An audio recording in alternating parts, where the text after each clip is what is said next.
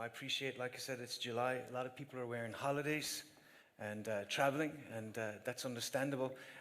Before I go any further tonight, I'd like, if you're a pastor or a minister or a priest or an imam, could you stand to your feet? I just want to welcome you tonight.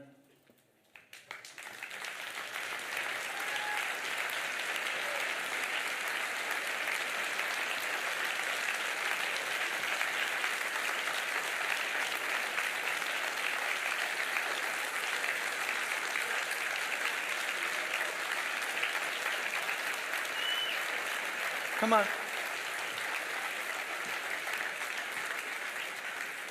We appreciate you. We thank you.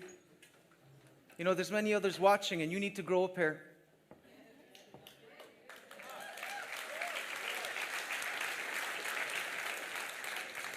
This is not a time for cowardice. This is a time to stand and be counted. If you're a leader, then lead.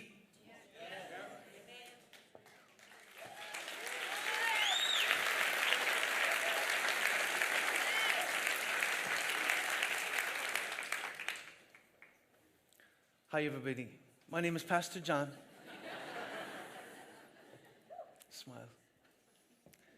Tonight, I hope you've received a deeper understanding of the very important issues that will affect our kids. And I think, the large turnout tonight is an indication of the depth of feeling that exists on this issue. There are people here from all around the city and all around the nation, even from Northern Ireland. And to all of you who came tonight, thank you.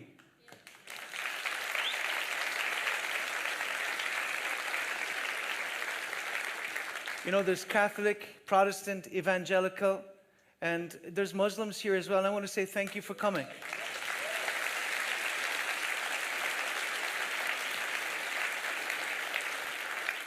You're welcome. You're welcome here. And so you've had a barrister's perspective, a politician's perspective, and a journalist's perspective. I want to give you a pastor's perspective and a father's perspective. I'm a pastor and a father. And so, trigger warning, this is going to be religious. And again, before I start, I just want to acknowledge anything I say is no reflection. Don't judge the others for anything that I may say, but I'm coming from a religious perspective and an unapologetically religious one. It was Mother Teresa who once said, "If you want to change the world, go home and love your family." And one way that we love our children is by protecting them, not just from dangerous people, but from dangerous ideas. And gender ideology is one such idea. As pastors, we deal with many adults who are damaged as children. And sadly, many of them still struggle with dysfunction today as a result. It was the great African-American orator, Frederick Douglass, who said this, Frederick Douglass, "It's easier to build strong children than to repair broken men." And so, yeah.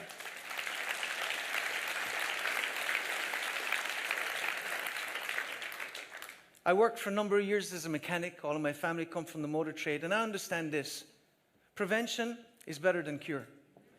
And so I'm doing this tonight because I believe prevention is important. We need to prevent this ideology from being foisted upon our children, and as a consequence, many of them struggling and having problems as a result. Psalm 68 and verse 6 says, "God sets the solitary in families." In the account of creation, we see God created man and placed him in a family. And family is forever. In our ministry, my wife and I have followed a very simple motto, and that is family first.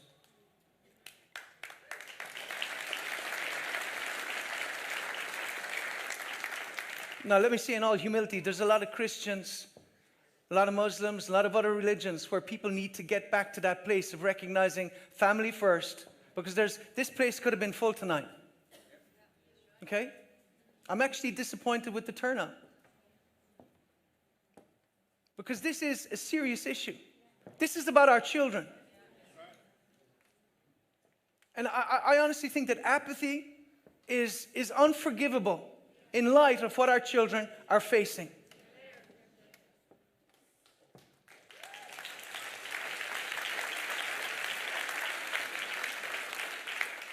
Family first. Because, people come with all sorts of needs and requests, some reasonable, some irrational. And while you want to help, there's a time and a place to respectfully say no, because we all need healthy boundaries. I'm mindful of the fact as a minister that I can make time for everybody else and their uncle and neglect my own family. And with the experience of years, I'm very blessed. I've been married for 24 years. I have 5 children. Yeah. But with the experience of years, I've discovered that toxic people don't respect boundaries. And regarding these changes to the curriculum, the government have not only crossed boundaries, but they're actively subverting our rights as parents by promoting this ideology in schools. You see, there have always been traditional boundaries in healthy societies. And one of them was that kids were protected from things that were deemed to be inappropriate or harmful. And sadly, this no longer seems to be the case. I mean, I don't understand why it's considered to be progressive to bring kids to see a man dressed in a highly sexualized manner. Because again, I think it's important to acknowledge that, because dressed almost to the point of parody or mockery of women. For him to read or to dance before children, and for us to be having books placed in our schools and in our libraries that are so graphic, I couldn't possibly read from them from the stage here tonight. And so, yeah.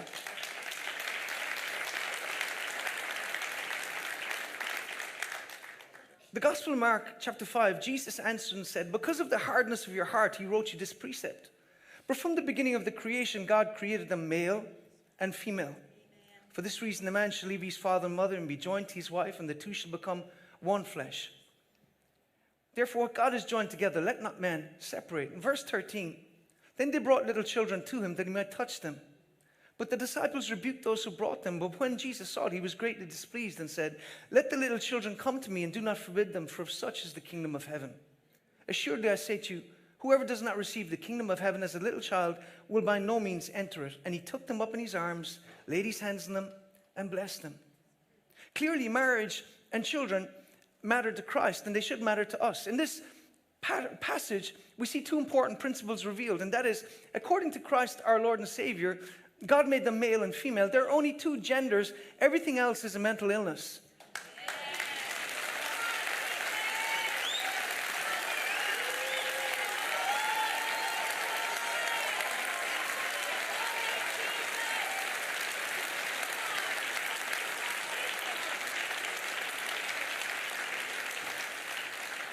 And while, of course, compassion and respect are important, sex is binary and cannot be changed. Irrespective of what drugs you take or what operation you happen to undergo, your chromosomes don't lie.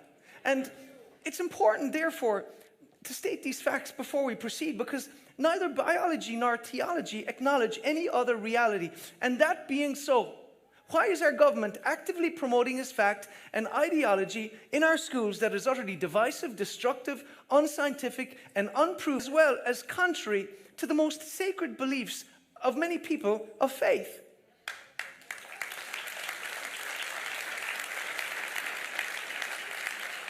And a person may say, "I don't believe in God, I don't believe in the Bible." And that's your choice, absolutely. But I do, along with billions of others. And if inclusion, respect, tolerance are to be more than merely empty buzzwords, our government needs to realize this too. We sent a letter last March. It's okay, I'm going to just plow ahead because I've some things to say tonight, and they need to be said. And that's my job, because ultimately I'm accountable before God, irrespective of whether you acknowledge that God or not. I believe in him.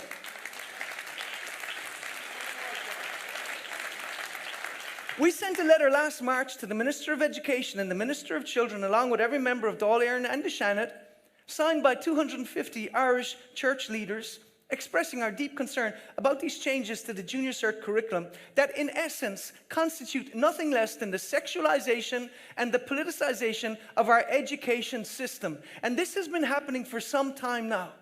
Who exactly gave them this right? I mean, I thank God that I went to school in simpler times. The Christian brothers taught me to read and to write and to think. Yeah, they were tough, but in the words of Johnny Cash, life is tough. You know, life is rough, so you have to be tough. That's, I think, what Johnny Cash said. But, you know, but they just taught me the basics. And instead of trying to indoctrinate me with activist material like BLM, feminism, critical race theory, and a gender ideology that is neither rooted in biology nor reality. I thank God I never had a teacher that felt the need to talk to me about their sex lives or anything of a sexual nature. And personally, I have a deep distrust of any adult who wants to talk to children about sex.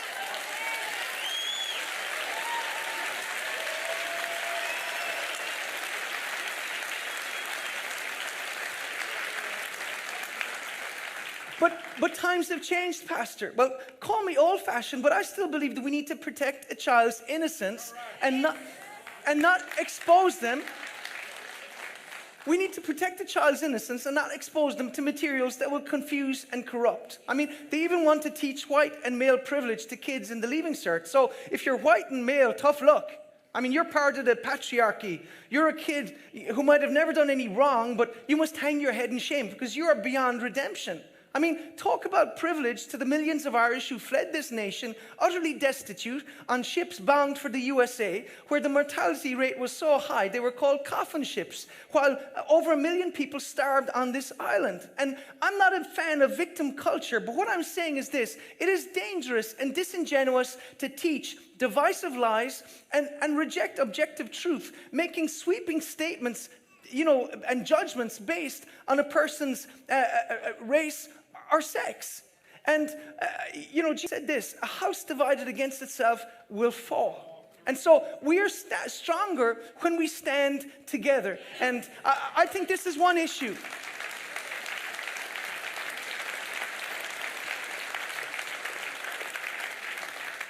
Because really what we're dealing with is cultural Marxism, and that's what Marxists do. They divide and they conquer. And I think this is one issue that, Christians, Muslims, Jews, Hindus, and people of no faith can stand together on regarding the protection of our children.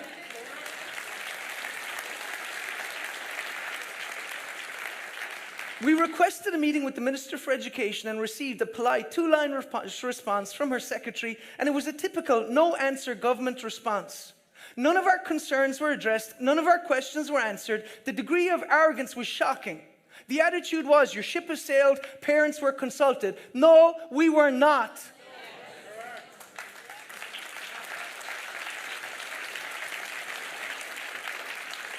I have 5 children.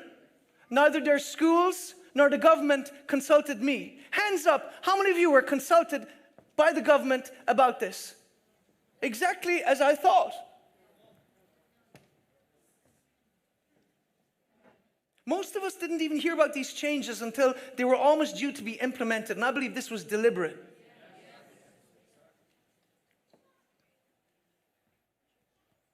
As parents, you're constitutionally recognized as the primary educator of your children. And yet we were not consulted about this. But one MLA responded saying, never send me a non-inclusive email like this again. And it reveals the parallel universe that many of our legislators are living in. Because the concept of representative democracy comes to mind. I mean, why have so many of our legislators decided that they don't represent, regard, nor respect the views of people of faith, particularly when it comes to the subject of sexuality or gender? Exactly when do we lose the ability to have an opinion or express a concern? Because our letter was not inclusive, apparently, because we hadn't bought into the whole LGBTQ ideology, and we're daring to ask questions and express our concerns openly and without apology. And incidentally, the letter was ignored by the entire Irish media except for Gript.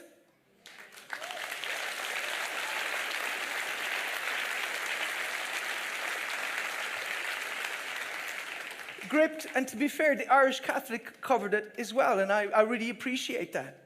And so, like I said, this is the thing that concerns me. That letter was signed by 250 pastors representing 250 churches. That represents thousands of parents and tens of thousands of people who go to those churches. And so what I want to ask is this: where is equity, inclusion, and respect for what Christians have believed for the last 2,000 years regarding gender, sexuality, and marriage, as well as people of other faiths, including Judaism and Islam, along with those of no faith at all?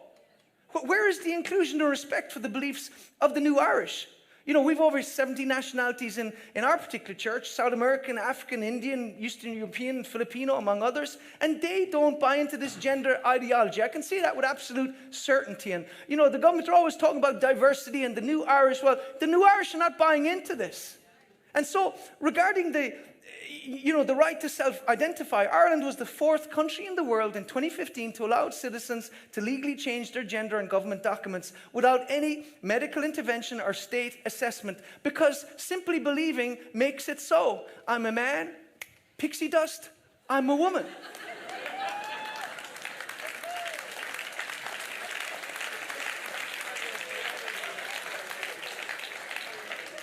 What kind of logic is that?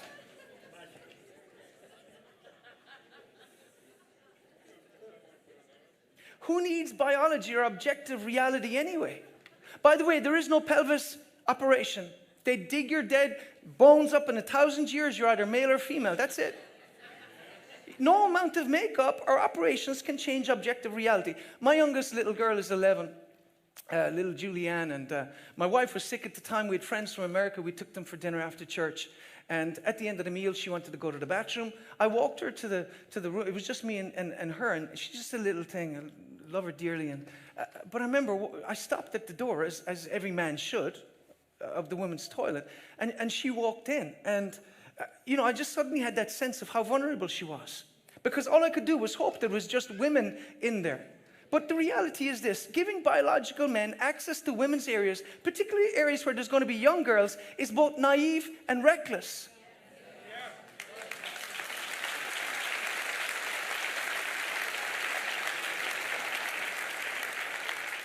John 8:32, you will know the truth, and the truth will set you free. Well, this is the truth. Gender ideology is incorrect on so many levels, and the government has no right to teach an unproven theory as fact to our children, and this is ultimately a violation of our constitutional rights. Article 41:1, the state acknowledges that the primary and natural educator of the child is the family and guarantees to respect the inalienable rights and duty of parents to provide, according to their means, for the religious and moral, intellectual, physical, and social education of their children. 2, parents shall be free to provide this education in their homes or private schools or schools recognized by the state. Article 44:1, the state acknowledges that the homage of public worship is due to Almighty God. It shall hold his name in reverence and shall respect and honor religion. And 2:1, freedom of conscience and the free profession and practice of religion are subject to public order and morality, guaranteed to every citizen. And so, again, I believe it's unconstitutional what they are doing. And again, aside from that, there's a real danger of social contagion. The Catholic primary school managers acknowledged this earlier this year in a letter to government. We know that kids are impressionable, vulnerable, and very open to suggestion. I mean, when my oldest son, Ewan, was a little boy, I told him that if you put a slice of ham into the DVD player, you'll see a picture of a pig. Lo and behold, a few days later, I'd see some ham sticking out of our DVD player. I was just joking, but let me say that this is a cynical ploy to expose children to information and influences that will sexualize and ultimately cause confusion. A recent report in the UK made headlines in the Times and the Daily Mail, claimed that 1 in 10 teens between the ages of 16 and 18 in Great Britain want to change their gender or have done so in the past. And apparently, 1/3 of them are being taught in school that a woman can have a penis. Well, 1 in 5 have been told that a man can get pregnant. As you do as a man, you got to watch yourself, I mean. May I remind you of the words of Christ in Matthew 18. For if you cause one of these little ones who trust in me to fall into sin, it would be better for you to have a large millstone put about your neck and be drowned in the depths of the sea. What sorrow awaits the world because it tempts people to sin? Temptations are inevitable, but what sorrow awaits the person who does the tempting? Tempting children. Teaching about ethical porn. There is no such thing. Under new curriculum, biology is being replaced by gender identity. How you see and feel about yourself as male, female, both or neither. Irrespective of the sex you were assigned at birth. Sex you were assigned at birth. And so instead of talking kids down from the ledge, you will now have an education system that wants to give them a push on a pathway that will lead to irreversible physical mutilation, sterility, and a lifetime of mental and physical health issues.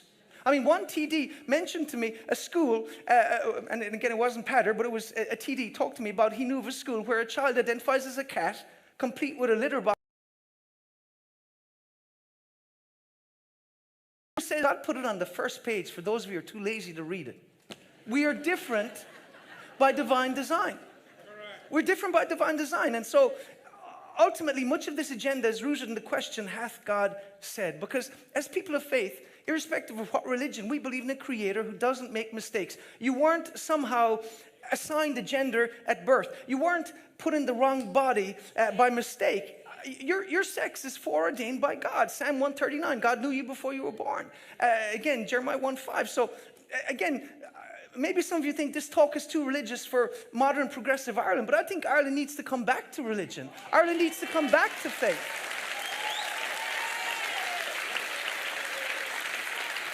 Because, let me say this, truth transcends time, culture, opinion, and the passing mores of mortal men. I mean, it was Augustine who said, truth is like a lion. You don't have to defend it. Let it loose, it will defend itself. And so, I believe our society is built on objective, observable, and ultimately absolute truth. And we turn from these at our peril.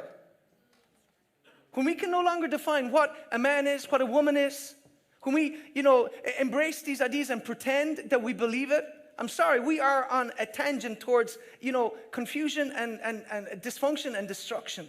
And so, I make no apologies as a Christian for believing what the Bible teaches regarding sexuality and gender.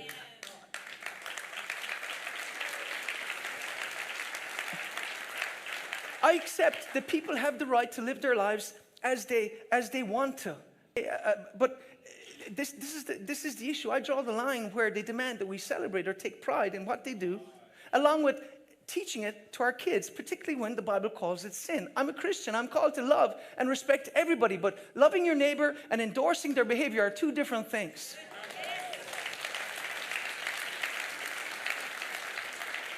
I apologize, I've gone way over time. Just give me 3 or 4 minutes and I'm finished. John 14, Jesus said this, I'm the way, the truth, and the life. My absolutes, therefore, are found in the Bible, not in the Irish Times. So sorry, not sorry. I'm not going to turn the other cheek when there are those who clearly want to indoctrinate the next generation. It's time, people, to wake up and to speak up. I was in Rome a couple of weeks ago, and I stood in the Colosseum, and it was sobering. I just felt this sobering reality that the political environment that prevails has a major bearing on whether you have a peaceful life or not, whether you have a religious freedom or not, whether you have freedom of speech or not. And standing right there in the Colosseum on the ground where thousands of Christians died was a cross. And it was a silent witness to those who went before us. Not just a witness to Christ who died for us, but the many thousands who died in the Colosseum, killed by gladiators and wild beasts of every kind. Why? They were not only converted, they were convicted. Many of them were offered an escape from such a brutal death. They could be pardoned if they just took a pinch of incense and say, Caesar is Lord. They could walk free, but they refused. They refused to make one small compromise. They refused because they were absolutely convinced that Christ is Lord, and so they died because they would not violate their conscience.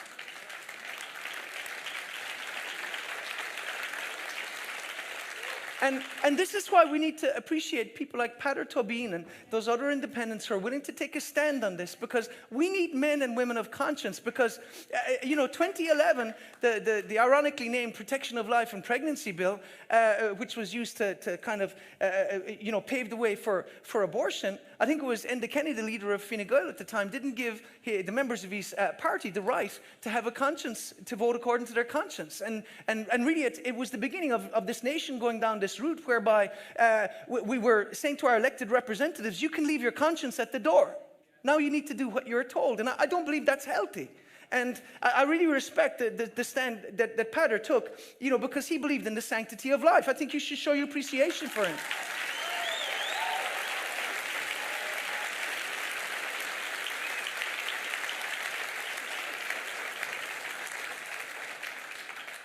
These people died because they wouldn't violate their conscience. And so, in the very same way, I appreciate not to the same extreme at the moment, but the principle stands nonetheless. We're facing a system that demands that we subvert our faith to a progressive agenda that is being implemented to indoctrinate and confuse our kids. And let me say this, Christians and people of other faiths worldwide are facing the might of the state, and they're all facing the same question: do I obey government or do I obey God? Do I pretend to agree with LGBT? Do I choose a quiet life and keep my head down but endanger my kids and my soul in the process, or do I speak up while I still have time? Ecclesiastes 3:7, there's a time to be silent and a time to speak. And again, respectfully, to all of the pastors, the priests, and all of the religious leaders in this nation, this is a time to stand up, speak up, and be counted, or just step aside and let somebody else take your place.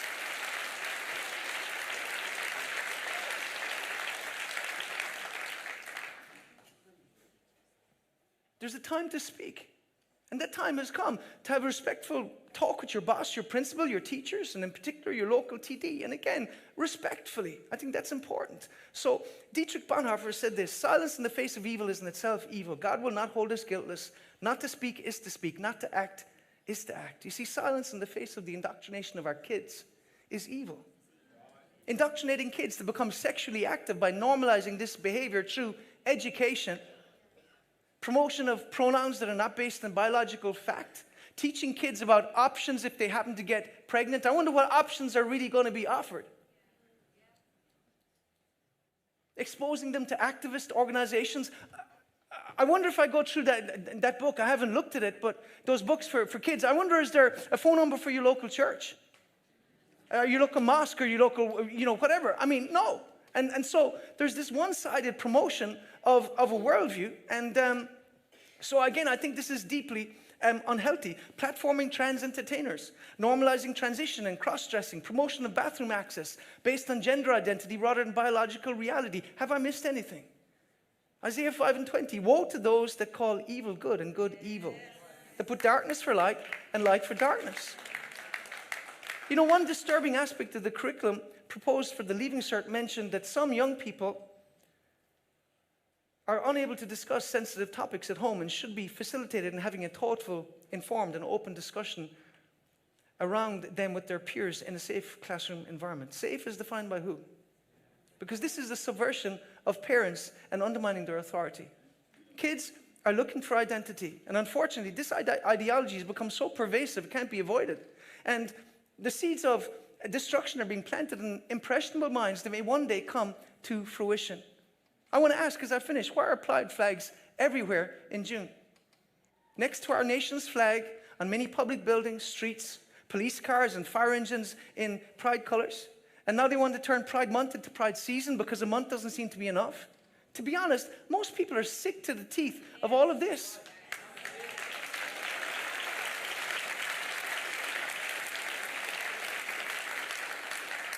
Oh, Pastor John, be careful. This is your last sermon. If it is, so be it. If it is, so be it.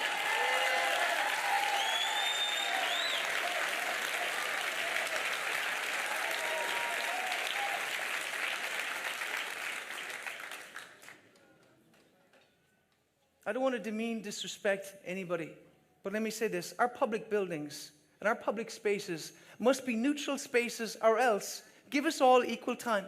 Give us Black Pride Month, Asian Pride Month, White Pride Month, Heterosexual Pride Month, Muslim Pride Month, Christian Pride Month, Hindu Pride Month, Judaism Pride Month. Let's have true equality, or else it would be simpler to let these spaces be neutral to all, including our schools.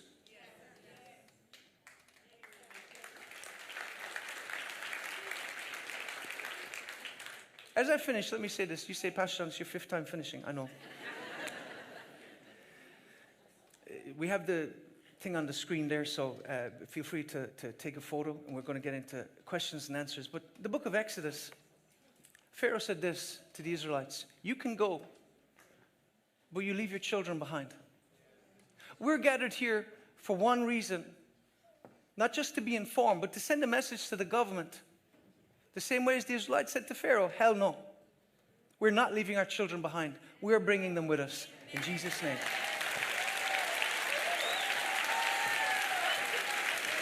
What? Yeah.